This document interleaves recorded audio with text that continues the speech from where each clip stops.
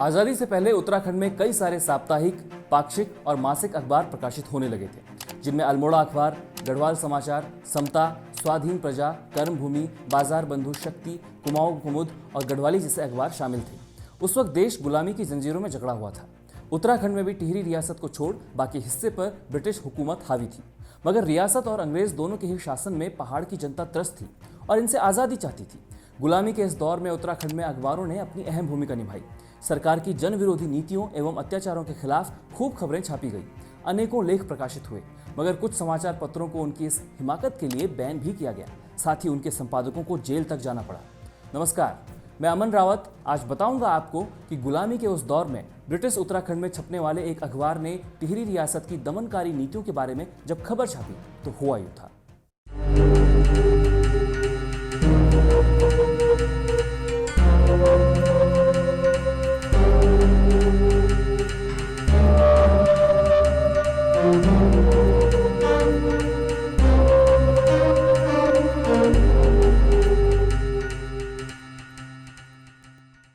उत्तराखंड का पहला अखबार मसूरी से छपना शुरू हुआ था। इसका नाम था द हिल्स और इसे शुरू किया था 1842 में जॉन मैकिनन ने। लेकिन ये अखबार आम पहाड़ियों के लिए नहीं था, क्योंकि एक तो ये अंग्रेजी भाषा में छपता था और दूसरा इसमें खबरें भी अधिकतर आयरलैंड और इंग्लैंड के मध्य लड़े जा रहे गृह युद्ध के बारे में ही छपती थी। इसके 3 साल बाद ही 1845 में मसूरी में ही दूसरे अखबार की भी शुरुआत हुई। इसका नाम था मेफिस लाइट और इसके संस्थापक थे महान लेखक और महारानी लक्ष्मीबाई के कानूनी सलाहकार बैरिस्टर जॉन लैंग। आपको ये जानकर आश्चर्य होगा कि अभी भी यानी कि लगभग 190 साल बाद भी ये अखबार मसूरी से प्रकाशित हो रहा है। इसके संपादक इस समय इतिहासकार जयप्रकाश उत्तराखंडी हैं। वो बताते हैं कि ऑस्ट्रेलियन मूल के जॉन लैंग की संदिग्ध मौत मसूरी में 1864 में हुई थी और वहीं कैमल्स बैक रोड में मौजूद क्रिश्चियन सिमेंट्री में उनकी कब्र है। जॉन लैंग भारत में इंग्लैंड की दमनकारी नीतियों के बारे में अखबार में जमकर लिखते थे, जिसके चलते इंग्लैंड के अधिकारी उन्हें पसंद नहीं करते थे। उत्तराखंडी बताते हैं कि 1947 में यह अखबार बंद हो गया था, लेकिन कई दशक बाद इसे फिर से शुरू किया गया। पिछले 190 सालों में John Lang, Liddell, Frederick, बॉडीकॉट, Johnson जैसे गोरे संपादकों के बाद उसके 5वें संपादक जयप्रकाश उत्तराखंडी हैं। ये अखबार तो भारतीयों की बात करता था, लेकिन छपता ये भी अंग्रेजी भाषा में ही था। उत्तराखंड में जहां एक तरफ अंग्रेजों का शासन था, तो वहीं दूसरी ओर बसा टिहरी रियासत के अधीन था। गुलाम जनता कई समस्याओं से परेशान थी। ऐसे में इन्हीं स्थानीय समस्याओं को प्रमुखता से उठाने वाले किसी अखबार की जरूरत महसूस होने लगी। कुछ साल बाद 1868 में नैनीताल से समय विनोद नाम का एक अखबार प्रकाशित होने लगा। उत्तराखंड में स्थानीय पत्रकारिता का उद्भव इसी अखबार से माना जाता है।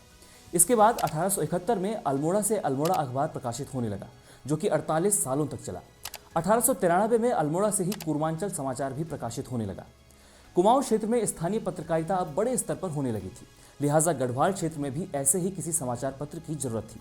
ऐसे में साल 1902 में लैंसडाउन से गिरिजादत्त नैथानी ने गढ़वाल समाचार का प्रकाशन किया, मगर यह अखबार बस 2 साल तक ही प्रकाशित हो सका। इसके बाद करीब 3 साल बाद यानी कि 1905 में देहरादून से गढ़वाली नाम के मासिक पत्र का प्रकाशन होना शुरू हुआ। गढ़वाली उत्तराखंड में पत्रकारिता के क्षेत्र में मील का पत्थर साबित हुआ। इस अखबार ने करीब 47 साल तक गढ़वाल एवं देश से जुड़े हर तरह के मुद्दों को लेकर लेख प्रकाशित किए। गढ़वाली अखबार को गढ़वाल यूनियन द्वारा प्रकाशित किया गया था। गढ़वाली को शुरू करने वालों में गिरिजादत्त नैथानी, तारादत्त गैरोला, विशंबरदत्त चंदोला, चंद्रमोहन रतोड़ी और घनानंद खंडूड़ी प्रमुख थे। ब्रिटिश कुमाऊं एवं ब्रिटिश गढ़वाल के अतिरिक्त ये अखबार टिहरी रियासत में भी पहुंचता था। गढ़वाली का 16 पृष्ठों का पहला अंक मई 1905 को निकला, जो कि आगरा की आर्य भास्कर प्रेस से छपा था। उस वक्त इस अखबार का वार्षिक मूल्य मात्र 1 रुपये था। गढ़वाली का प्रकाशन शुरू होने के 1 महीने बाद इसकी वार्षिक ग्राहक संख्या 117 थी और लगभग 1.5 साल बाद ही इसकी प्रकाशन संख्या 444 तक पहुंच गई। अब तक यह अखबार बाहरी प्रेस से ही छपकर आ रहा था, मगर अब क्योंकि धीरे धीरे इसके सर्कुलेशन में भी इजाफा हो रहा था और लोग इसमें छप रहे लेख पसंद करने लगे थे, इसलिए साल 1911 में गढ़वाली प्रेस की स्थापना की गई। अब इस प्रेस से न सिर्फ गढ़वाली बल्कि कई अन्य पुस्तकें भी प्रकाशित होने लगी थी। गढ़वाली प्रेस से पहाड़ के कई उभरते हुए लेखक एवं कवियों को अपनी कृतियां प्रकाशित करने का भी मौका मिलने लगा। 25 अप्रैल 1913 में टिहरी के राजा कीर्ति शाह की मौत हुई। उस समय कीर्ति शाह के सबसे बड़े बेटे नरेंद्र शाह की उम्र 15 साल की थी, लिहाजा टिहरी की गद्दी पर 1919 तक रिजेंसी शासन रहा। रिजेंसी शासन के तहत अंग्रेजी ICS अधिकारी FC शेमियर टिहरी में 6 साल तक उन्होंने राज किया। इस दौरान गढ़वाली अखबार में कई लेख प्रकाशित हुए, जिनमें रिजेंसी द्वारा किए जा रहे कार्यों की आलोचना की गई। प्रसिद्ध इतिहासकार डॉक्टर शिव प्रसाद डबराल अपनी किताब टिहरी गढ़वाल राज्य का इतिहास भाग 2 में लिखते हैं कि शेमियर एक सुयोग्य शासक था, उसकी प्रजा से सहानुभूति थी और वो न्यायप्रिय भी था। लेकिन वह राज्य अधिकारियों की दलबंदी तथा चाटुकारों पर नियंत्रण न कर सका, जिस कारण विभिन्न विभागों में चापलूसों को सफलता मिलने लगी और ईमानदार कर्मचारियों को तंग किया जाने लगा। बड़ी बात यह हुई कि शेमियर को स्वयं की प्रशंसा सुनने में आनंद आने लगा। संरक्षण समिति के सदस्य भवानी दत्त उनियाल ने उनके नाम पर राजधानी में शेमियर ड्रामेटिक क्लब की स्थापना कर दी। इस कार्य से शेमियर बहुत खुश हुआ और उसने भवानी दत्त उनियाल को संरक्षण समिति का सचिव ही नियुक्त कर दिया। इसके बाद कई बड़े पदों पर आसीन अधिकारियों ने त्याग पत्र दे दिए थे, जिसमें प्रमुख रूप से चंद्रमोहन रतूड़ी और सत्यशरण रतूड़ी शामिल थे। इन सभी घटनाओं पर गढ़वाली अखबार ने बिना डरे जमकर लिखा, जिससे नाराज होकर रेजेंसी के अध्यक्ष शेमियर ने 1916 में अखबार को टिहरी रियासत में प्रवेश करने पर ही प्रतिबंध लगा दिया था। नवंबर 1919 में जब टिहरी रियासत में नरेंद्र शाह का राज्याभिषेक हुआ तो गढ़वाली अखबार में 72 पृष्ठों का विशेष अंक प्रकाशित हुआ। लेकिन वक्त आने पर गढ़वाली अखबार ने राजा के खिलाफ भी खबरें खूब लिखी, जिसके चलते कई बार राजा ने अखबार पर अपना गुस्सा भी जाहिर किया। इसी दौरान की एक उल्लेखनीय घटना का जिक्र टिहरी रियासत में वजीर रहे पंडित हरि कृष्ण रतूड़ी अपनी किताब टिहरी का इतिहास में करते हुए लिखते हैं कि 30 मई 1930 का दिन था। उत्तराखंड में यमुना नदी के किनारे बसे रवाई में रियासत के सैनिकों ने दीवान चक्रधर जुयाल के कहने पर नए वन कानूनों के खिलाफ आंदोलन कर रहे अनेकों लोगों पर गोलियां बरसा दी थी। टिहरी गढ़वाल का इतिहास भाग 2 में इतिहासकार शिव प्रसाद डबराल लिखते हैं कि इस कांड में 100 से भी ज्यादा लोग मारे गए थे, वहीं घायलों का आंकड़ा इससे भी कहीं ज्यादा था। रवाई कांड के बाद दीवान चक्रधर जुयाल को जनता खूनी शब्द से संबोधित करने लगी थी। इस घटना के बारे में राजा नरेंद्र शाह को जैसे ही जानकारी मिली तो राजा यूरोप से वापस लौट आए। वापस आकर राजा ने रियासत के कुछ वरिष्ठ अधिकारियों से इस बारे में पूछताछ की, मगर इतनी बड़ी घटना के बावजूद राजा ने चक्रधर जुयाल के प्रति कोई कार्रवाई तो दूर की बात, नाराजगी तक व्यक्त नहीं की, बल्कि उल्टा आंदोलनकारियों पर मुकदमे चला दिए एवं जेल की सजा सुना दी। इस विभत्स नरसंहार को रवाई कांड के नाम से जाना गया और उत्तराखंड के जलियांवाला बाग की संज्ञा दी गई। राजा के इस कुशासन के खिलाफ गढ़वाली, अभय, इंडियन एवं स्टेटस रिफॉर्मर आदि समाचार पत्रों में कई सारी खबरें एवं लेख प्रकाशित हुए। 30 मई 1930 को तिलाड़ी कांड के बाद 28 जून 1930 के गढ़वाली में किसी रवाई निवासी के नाम से रवाई से संबंधित खबर छपी। रवाई कांड पर गढ़वाली अखबार ने लिखा था, प्रजा पर फौज को चढ़ाकर ले जाना और उसको गोली का शिकार बनाना यह पंडित चक्रधर जुयाल का ही काम है। जो बात रवाई में हुई ब्रिटिश राज्य में होती तो कितना शोरगुल न मच जाता, किंतु तिलाड़ी में जो डायर और डायर गर्दी हुई उसका कोई पूछने वाला नहीं है। 2 दिन बाद 30 जून को टिहरी दरबार के सेक्रेटरी द्वारा भेजा गया प्रतिवाद 12 जुलाई 1930 के गढ़वाली के अंक में छपा, जिसमें कहा गया था कि गोलियों से सिर्फ 4 आदमी मारे गए थे और 2 लोग घायल तथा 194 आंदोलनकारियों को गिरफ्तार किया गया था। गढ़वाली की तरह ही हिंदू संसार नामक पत्र में भी रियासत के कार्यों एवं नीतियों के खिलाफ छपे लेखों को चक्रधर जुयाल ने राज्य के साथ साथ राजा एवं स्वयं की प्रतिष्ठा के लिए अपमानजनक बताया और इसके खिलाफ कोर्ट में चला गया। केस में आने वाले खर्चे की राशि महाराजा द्वारा जारी कर दी गई थी। दरअसल चक्रधर जुयाल ने आरोप लगाया कि हिंदू संसार में जो भी लेख प्रकाशित हुए हैं वो गढ़वाली के संपादक विश्वंभर दत्त चंदोला ने ही स्वयं लिखे थे या फिर चंदोला के कहने पर लिखे गए थे।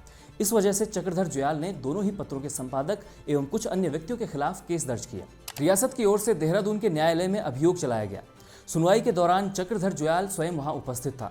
इस बार चंदोला एवं उनके साथियों के पक्ष में बोलने वाला कोई मौजूद नहीं था। असल में रियासत की जनता में से किसी का भी रियासत के विरुद्ध कुछ भी कहना अनेकों मुश्किलों को गले लगाना था। धनबल एवं चक्रधर जैसे अनुभवी पुलिस अफसर के सामने चंदोला का लड़ाई जीत पाना मुश्किल था। ऐसे में वे न्यायालय में दोषी सिद्ध हुए। इसके बाद उन्होंने हाईकोर्ट में अपील की, मगर यहाँ भी उन्हें सफलता नहीं मिल पाई। फलस्वरूप विश्वंभर दत्त चंदोला को 1 साल की अवधि के लिए जेल में डाल दिया गया। चंदोला की जीवन भर की कमाई इस विवाद में खर्च हो चुकी थी, लेकिन चंदोला ने माफी मांगना स्वीकार नहीं किया, बल्कि अपने लिखे पर डटे रहे। चंदोला को इसके लिए जेल तो जाना ही पड़ा, साथ ही इसके बाद गढ़वाली के रियासत में प्रवेश को गैर कानूनी ठहरा दिया गया। गढ़वाली के संपादक विश्वंभर दत्त चंदोला मार्च 1933 से फरवरी 1934 तक जेल में रहे और इस दौरान विश्वंभर दत्त चंदोला के भाई त्र्यंबक दत्त चंदोला गढ़वाली के संपादक रहे। गढ़वाली ने उस दौरान जनता का साथ दिया और असल मायनों में पत्रकारिता की अनूठी मिसाल पेश की। गढ़वाली ने हर तरह के मुद्दों के बारे में लिखकर सरकार का ध्यान खींचा। जंगलात की समस्याओं पर मुखर होकर गढ़वाली ने जंगलात की सख्ती नामक शीर्षक के साथ अखबार में लिखा, सरकार ने धीरे धीरे गढ़वाल कुमाऊं के निवासियों की संपत्ति पर अपना कब्जा जमाया है। यहाँ की प्रजा जो एक समय गांव के अंदर की भूमि की पूर्ण स्वामिनी होती थी, आज वही अपने खेत की डोलों से भी बेदखल कर दी गई है। इस बर्फानी देश में शीत से प्राण रक्षा करने के लिए लकड़ी का मिलना भी कठिन हो गया है। मकान की लकड़ी के लिए तो क्या ही कहना। सरकार अपने लाभ के लिए जंगलों पर रुपया खर्च कर रही है, पर प्रजा के लाभ के लिए उसने कुछ नहीं किया। जंगलों की इस प्रकार बढ़ती हुई सख्ती से प्रजा के कष्ट की मात्रा दिन दिन बढ़ रही है। 1918 के आसपास लगभग सभी स्थानीय समाचार पत्र बेगार एवं वन कानूनों की आलोचना करने लगे। गढ़वाली ने इस पर लिखा, जंगल, बेगार बर्दाश्त इत्यादि स्थानीय कष्टों के लिए हमको अवश्य ही आंदोलन करना चाहिए। हमारे मत से समाचार पत्रों के अतिरिक्त संस्थाओं द्वारा भी इसका तुमुल आंदोलन होना चाहिए। बिना रोए तो माँ भी बच्चे को दूध नहीं पिलाती, इसलिए सरकार से अपने कष्टों को दूर करने के लिए कहना कोई राजद्रोह नहीं है। महिला शिक्षा एवं अधिकारों के बारे में गढ़वाली अखबार ने कई सारे लेख छापे एवं ऐसी खबरों को अपने संपादकीय पृष्ठ में जगह दी। साल 1913 में संपादक विश्वम्भर दत्त चंदोला द्वारा उन लड़कियों का इंटरव्यू किया गया जिन्हें गढ़वाल से बंबई भेज दिया गया था। गढ़वाली ने इस मुद्दे के बारे में प्रमुखता से छापकर गढ़वाल क्षेत्र की जनता को सामाजिक चेतना से भरा और आंदोलन करने के लिए एकजुट किया। गढ़वाली ने छुआछूत के विरोध में भी खूब लिखा। यहाँ ये भी दिलचस्प है कि छुआछूत कुप्रथा का विरोध भी ब्राह्मणों की सरोला सभा के प्रमुख संचालक ने किया और ये शख्स थे स्वयं गढ़वाली अखबार के ही दूसरे संपादक तारादत्त गैरोला। गढ़वाली ने दलित वर्ग के अधिकार एवं उनकी आर्थिक स्थिति के प्रति संवेदनशील रुख अपनाया, दलितों को शिक्षा के प्रति सजग किया एवं उन्हें सेना में जाने के लिए प्रोत्साहित किया। पहाड़ में बहुत से इलाके ऐसे थे जहाँ सड़क नहीं थी और सड़कें नहीं थी तो गाड़ियों की पहुंच भी नहीं थी। ऐसे में 1938 से 1939 के दशक में गाड़ी सड़क आंदोलन ने जोर पकड़ा। इस समय भी गढ़वाली अखबार ने क्षेत्र की सड़कों की कमी एवं खस्ता हालत को अपने लेखों के माध्यम से उजागर किया। गढ़वाली ने कुली बेगार, जंगलात, सड़क, शिक्षा, स्वास्थ्य, रोजगार, पानी, बंदर भालुओं एवं सोरों के हमले, महिला अधिकार, छुआछूत, खेती एवं जौनसार भावर की समस्याओं जैसे स्थानीय मुद्दों पर तो लिखा ही, साथ ही देश से जुड़े मुद्दे जैसे बंगाल विभाजन, असहयोग आंदोलन, क्रांतिकारी आंदोलन, प्रथम विश्व युद्ध, द्वितीय विश्व युद्ध एवं पेशावर कांड पर भी खूब लिखा। गढ़वाली के तीसरे संपादक रहे विश्वम्भर दत्त चंदोला ने तमाम मुश्किलातों के बावजूद बड़ी ही निर्भीकता के साथ गढ़वाली को चलाते रहने में कोई कसर नहीं छोड़ी। 1905 से 1952 तक 47 सालों तक गढ़वाली का प्रकाशन होता रहा। इसके लिए उन्होंने अपनी बंदूक, प्रेस की कुछ मशीनें और यहाँ तक कि गाँव की कुछ जमीनें तक बेच डाली थी। चंदोला के इस समर्पण की वजह से ही उन्हें गढ़वाल में पत्रकारिता जगत का भीष्म पितामह भी कहा गया। गढ़वाली का अंतिम उपलब्ध अंक मार्च 1952 का है। असल जनपक्षधर पत्रकारिता का समाज में योगदान बहुत अहम है। 12 मासा का ये कार्यक्रम आपको कैसा लगा हमें कमेंट करके जरूर बताइएगा। साथ ही हमारी वेबसाइट 12masa.in पर जाकर अपने मन मुताबिक प्लान चुनकर आप हमें समर्थन भी दे सकते हैं।